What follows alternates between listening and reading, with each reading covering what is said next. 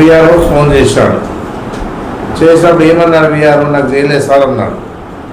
అంతకుముందు ఏం మాట్లాడినాడు, సాయి ప్రసాద్ రెడ్డి దుర్మార్గుడు, నీకిన్న దుర్మార్గులు ఈ రాష్ట్రంలో ఎవడు లేడు, నీవు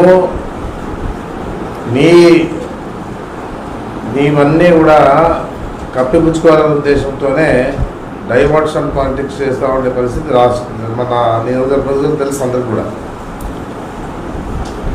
మేము నటనతో కోరుకున్నటువంటి రాజకీయం చేస్తూ ఉంటాం. ఆదంలో బాధ్యతాయుతంగా రాజకీయం చేయడం లేదు. ఏదో నేనేమో నీతివంతుడు అన్నట్ల, అంటే అందరికి సహసహకారం అందిస్తానన్నట్ల ఏదో చెప్తా ఉంటూ నీతులు పలుకుతూ ఉన్నాడు. ఈయన చేసేవన్నీ తప్పుడు పనులే, ఏది కూడా కరెక్ట్ అయిన పద్ధతిలో చేసే పరిస్థితిలో ఈయన లేడు. ఇంకా నటన అదేదో కాలు అయిపోయిందని చెప్పేసి, సానుభూతి రావాలని చెప్పేసి, ఏదో ప్రజలు నన్ను నమ్మతారులే అనే ఆలోచనతో అయినా ఇంత కష్టపడతా ఉన్నాడు కాలు అయిపోయినా అని చెప్పేసి అనుకోవాలని చెప్పేసి ప్రజలు బాగా తెలిసింది నటనని. ఈ నటనతో కూడినటువంటి రాజకీయాలు చేసేదానికి వచ్చినా అని చెప్పేసి ప్రజలు కూడా అనుకోవడం జరుగుతూ ఉంది. ఏదున్నా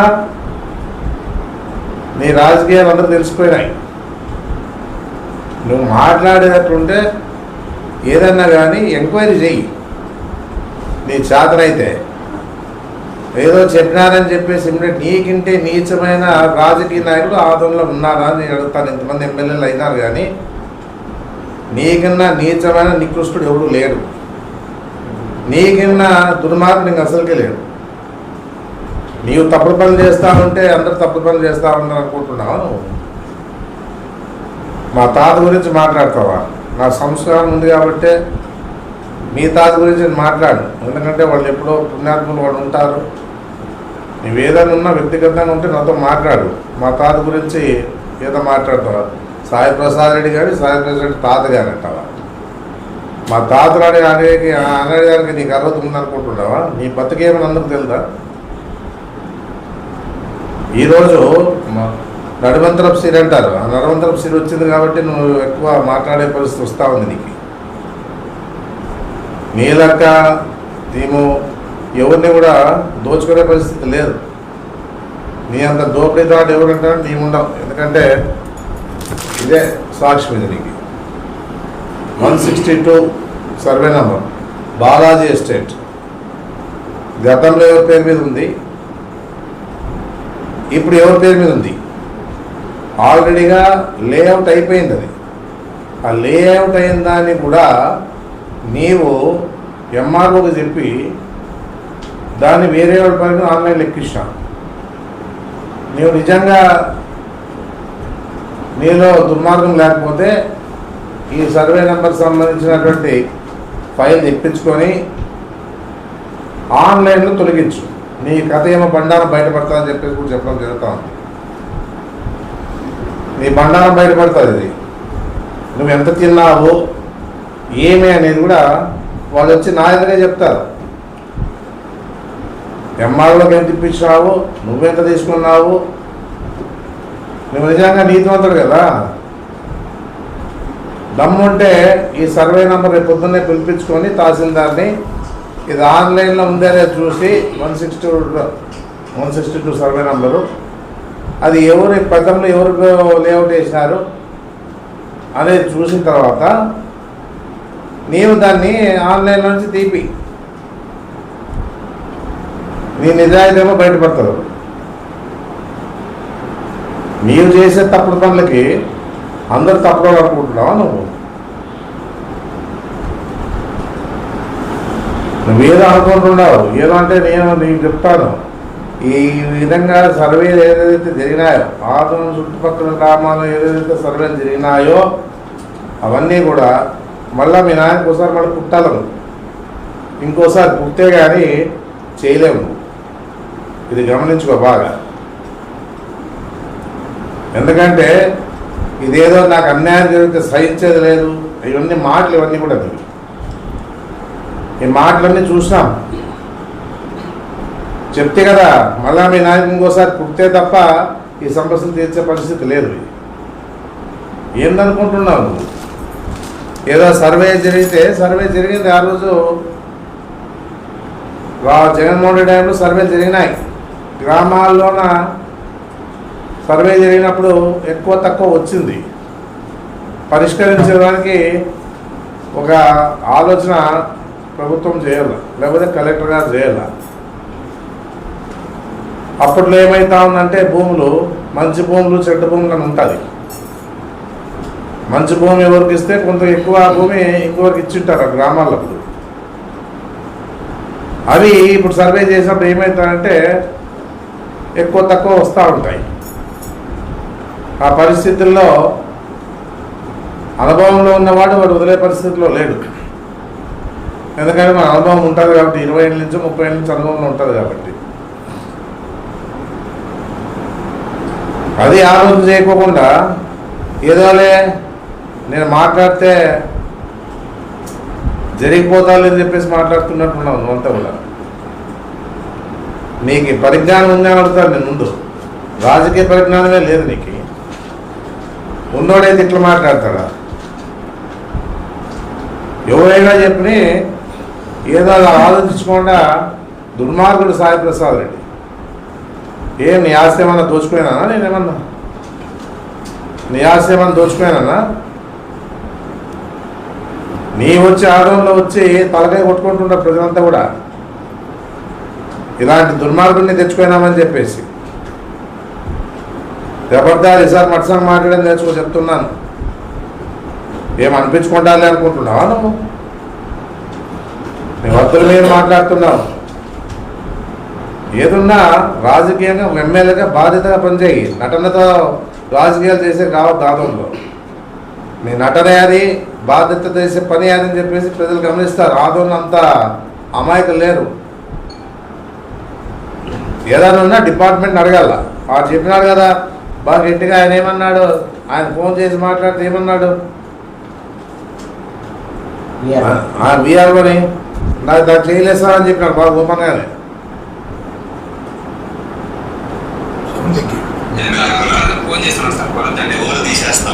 తోలు తీస్తాడు. అందరికి తోలు తీసేస్తాం. హరిప్రసాద్ రెడ్డి మళ్ళీ వచ్చి కానీ లేదా ఆయన చెప్తున్నట్టు మనకు తెలియదు.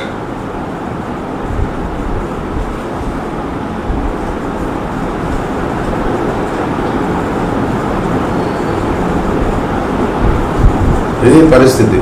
తోలు తీస్తాడు. అందరు కాసుకోవాలి ఉంటాడు తోలు తీసేదానికి. అందరితో కాసుకొని ఉంటారు. తోలు తీస్తారేమో అని చెప్పేసి కాసుకొని ఉంటారు. నీవే సరిగా ఉంటే, నీవు సక్రమంగా ఉంటే కదా ముందు. నీవే సక్రమంగా లేవు. నీవు సక్రమంగా లేకుండా అందరు తోలు తీసేది ఏముంది? అందరు కలిసి నీ తోలు తీస్తారు. ఎప్పుడో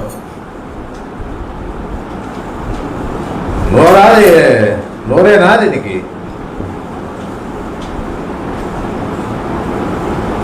మనుషుల మాదిరిగా మాట్లాడు నువ్వు. పశువుల మాదిరిగా చేయొద్దు నువ్వు. తోలు తీస్తావు. నువ్వు తోలు తీస్తావు. నీ దమ్ము ఉంటే తోలుది. నీకు దమ్ము ధైర్యం ఉంది కదా, తోలుది. వాడు ఏమైనా యువరాజు వచ్చి 314 సర్వే నంబర్ గురించి మాట్లాడి ఇప్పుడు ఏం మాట్లాడిపోయి నీ ప్రజా దర్బార్లో ఈ సిగ్నల్ లేదు. ఇది మీతో కూడా ఉంటుంది. తీసి చూపేయండి. అది ఉందా?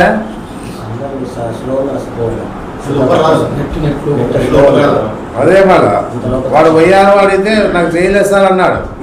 ఉన్నోడు కంప్లైంట్ ఏం చెప్తా ఉన్నాడు? సాయి ప్రసాద్ వీఆర్ఓ చేసినాడు సార్, వీఆర్ఓ నిలిపెట్టినాడు అని. అంటే నువ్వు ఎంక్వైరీ చేసుకోవాలా ఏం కథ అని చెప్పేసి. ఒక విద్యావంతుడిగా ఒక ఎమ్మెల్యేగా ఏమనుకోయినావు? ఎమ్మెల్యే అంటే అదే ఇస్తాను ఎవరు చెప్తే ఇనే అనుకోయినావా నువ్వు? తోలు తీస్తాడు. అందరు తోలు తీస్తాడు. ఉండాలా, బుద్ధి జ్ఞానం ఉండాలా మాట్లాడేటప్పుడు ఏదన్నా కూడా. నువ్వు చేసేవని తప్పుడు పని చేస్తున్నావు. ఆధార్ కార్డు మార్చినోడిని ఏం చేస్తున్నావు నువ్వు? ఆధార్ కార్డు మార్చినోడిని ఏం చేసి కబ్జా చేస్తే 6 ఎకరాలు బతికున్న సభ్యు కబ్జా చేసి వాడు ఏం చేసి నువ్వు కాపాడితే వాళ్ళని.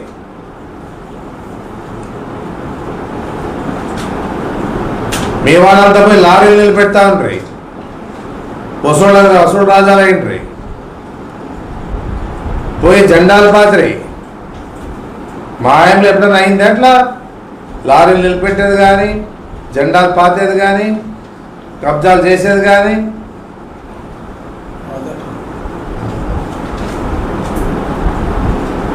నువ్వేమన్నా వాడి మీద యాక్షన్ తీసుకున్నావా నువ్వు?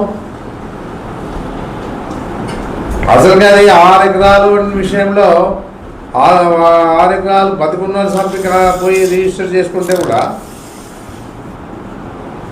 నువ్వు వాడి మీద యాక్షన్ తీసుకోలేదు. నా ఎట్లా కూడా ఏంటి ఇమ్మీడియట్గా ఎవరున్నారు పట్టుకోరాడని చెప్తుంటే నువ్వు భాగస్వామి అయినావు కాబట్టి నువ్వు మాట్లాడలేవు. రోజు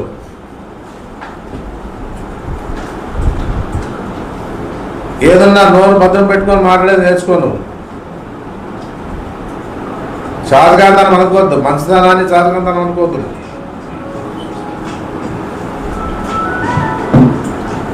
ఏదున్నా కూడా ఆలోచించి పనిచేయాలి. రాజకీయం అంటే ఏమనుకుంటున్నావు? ఏమో 3 సార్లు ఎమ్మెల్యే అయినా ఒక్క కంప్లైంట్ చూపిమనండి. ఏదో ఆటోని పట్టుకొని మనం చేయని పనికి దాన్ని మీరు మాట్లాడుతూ ఉంటారు. ఆటో పిల్లోడు నా ప్రాణ స్నేహితుడు కొడుకు, ఎవరో చేసిన దానికి వాళ్ళ మీద కేసులు పెట్టించినా మేము రిమాండ్ పంపించిన వాళ్ళని ఏమనుకుంటున్నాను? మా వాళ్ళైనా కూడా తప్పు పని చేస్తే రిమాండ్ పంపించిన వాళ్ళని ఇప్పటికీ కేసు నడుస్తూ ఉన్నది. ఆ పిల్లోడే చెప్పినాడు అందరికేం సంబంధం లేదని చెప్పేసి. రవి నా ప్రాణ స్నేహితుడు కొడుకు, వాడు మా అన్నకి ప్రాణ స్నేహితుడు. ఆయన రామాంజనేయ గారు. అదొక్క సాగం పట్టుకొని ఏదో జరిగిపోయినట్లు మాట్లాడుతూ ఉంటాము. నీవు కానీ కృష్ణమ్మ గారు కానీ నువ్వేదో ఎమ్మెల్యే కదా, నీకు అవకాశం ప్రజలు ఇచ్చినారు, పని చేసుకో. నువ్వు 20-30 ఏళ్ళు ఉండే ఎమ్మెల్యే. మేము బతుకుతాం లేదు మాకు తెలియదు. 30 ఏళ్ళు నీకు ఆ కాన్ఫిడెన్స్ ఉంది, నీకు 30 ఏళ్ళు బతుకుతావు అనేది.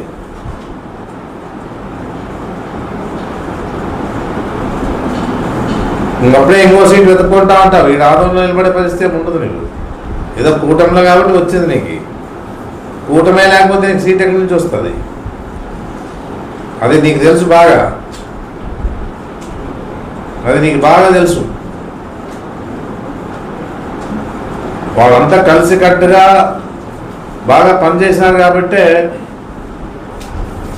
గెలిచారని మేము అనుకుంటున్నాము. మీ కుతంత్రాలని మాకు తెలుసు. పరకాల ప్రభాకర్ రావు చెప్పినాడు కదా ఏ విధంగా జరిగింది ఇదని కూడా. రాష్ట్రంలో కేంద్ర మంత్రి భర్తే చెప్పినాడు డైరెక్ట్గా. ఆయన మొదట ఆయన క్యాబినెట్లోనే ఆయన ఒక మంచి పోస్ట్ ఇచ్చి పెట్టిండే చంద్రబాబు నాయుడు గారు. అలాంటి వ్యక్తే ఓపెన్గా మాట్లాడడం జరిగింది. చీఫ్ అడ్వైజర్గా, సలహాదారుగా, ప్రభుత్వ సలహాదారుగా ఆ విధంగా ఎమ్మెల్యే కాబట్టి ఆదోని ప్రజల ద్వారా ఎమ్మెల్యే కాలేను. ఏదో ప్రజా దర్బార్లో కూర్చుంటే ఏదో గొప్పగా నువ్వు చేసుకున్నట్లుగా అంత ప్రజలు మెచ్చుకుంటున్నారు. నువ్వు రోజు దాంట్లో కనపడాలి. ఎందుకంటే నీకు ఒక అది ఫ్యాషన్. నీకు రోజు కనపడతామంటే ఎంతో కష్టపడతాడు ఎమ్మెల్యే అనే పరిస్థితి రావాలని చెప్పేసి ఉద్దేశంతో నటన చేస్తా ఉన్నా కానీ బాధ్యతగా చేయడం లేదు. ఏదన్నా ఆలోచించాలి. ఏందనుకుంటాడు రాజకీయం అంటే ఇష్టాసాలు మాట్లాడేది అనుకుంటున్నావా? మాకే వస్తాయి మాట్లాడేకి. నువ్వు చెప్తా కదా నీ దమ్ము అంటే పిలిపించుకోరేపు. 162 సర్వే నంబర్ బాలాజీ ఎస్టేట్ ఆల్రెడీగా అయిపోయింది. అది లేఅవుట్ అయిపోయింది. అది అందరు కూడా కొంత ప్రకారంగా కట్టారు దాన్ని. ఇప్పుడు కూడా చెప్తా ఉన్నా నేను, చాలా చోట్ల స్థలాలు అట్లే ఉంటాయి. ఇంకా 3 ఎకరాలు కూడా ప్రయత్నం చేస్తా ఉన్నారు ఎక్కియాలని చెప్పేసి. ఇంకా 3 ఎకరాలు ఇదే కాదని చెప్పేసి మహేశ్వర ఎస్టేట్లో కూడా 3 ఎకరాలు ఎక్కియాలని చూస్తూ ఉన్నారు. దోపిడీలు చేసేది మీరు. నేను నీతి నిజాయితీ ఉంటే రేపు దీన్ని ఒక్కటే ఆన్లైన్లో తీపి నీవేమనేది బయటకు వస్తుంది. బయటకు అది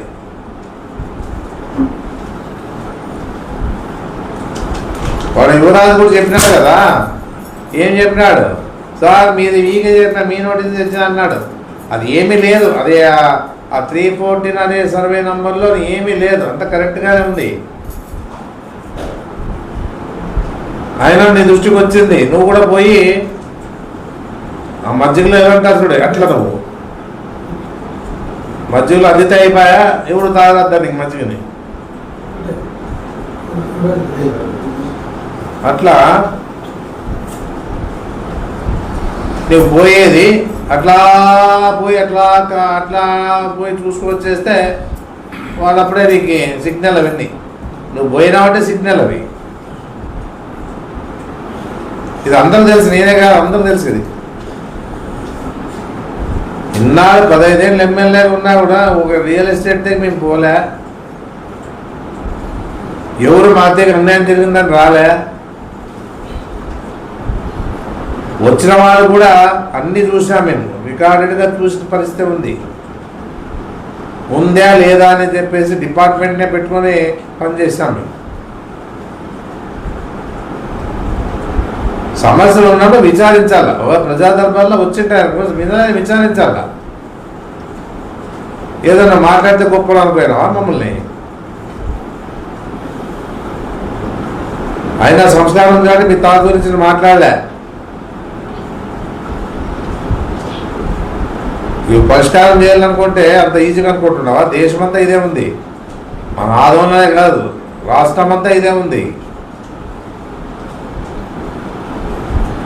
గమనించుకోకుండా ఇష్టానుసారంగా దుర్మార్గుడు సాయి ప్రసాద్ నీకంటే దుర్మార్గుడు నీచుడు నికృష్టుడు ఎవరు లేరు. గుర్తుపెట్టుకోను. నువ్వు నటన చేస్తున్నా నాకే అర్థమైపోయింది. నువ్వు నటన చేస్తున్నావు అని చెప్పేసి నాకే అర్థమైంది. రాజకీయమే నటన అనేది. ఏదో ఇట్లా కట్టి పట్టకపోతే సానుభూతి వస్తుంది అనే ఆలోచన తప్పితే ప్రజలు మెచ్చుకుంటారు. ఎంతో పని చేస్తున్నట్లుగా నటన చేస్తాను, మాకు రాదు. అది ఏదన్నా కూడా తెలుసుకొని మాట్లాడి నేర్చుకోవాలని చెప్పేసి నువ్వు మాట్లాడితే చెప్తాను. చూడి బంతి ఎంత వేగంగా ఇస్తే అంత వేగంగా వెనక వస్తుంది.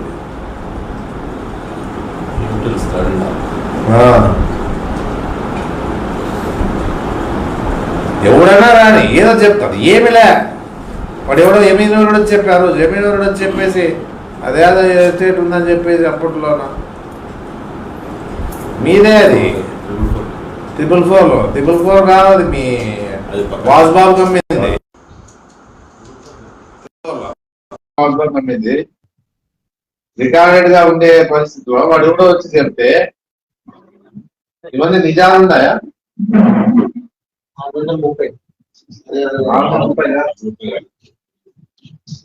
ఎవరన్నా కానీ చెప్పేది నువ్వేమంటే డిపార్ట్మెంట్ అడిగా ఇమ్మీడియట్ గా వ్యక్తిగతంగా మాట్లాడతావు. నువ్వు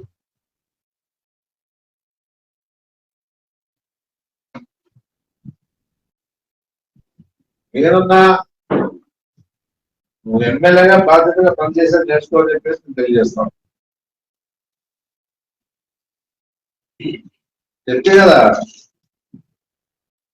ఈ విషయంలో నీతి నిజాయితీ ఉన్నాడు అయితే ఇది ఇమ్మీడియట్ గా పిలిపించి 162 సర్వే నంబర్ లో 162 ఇది 162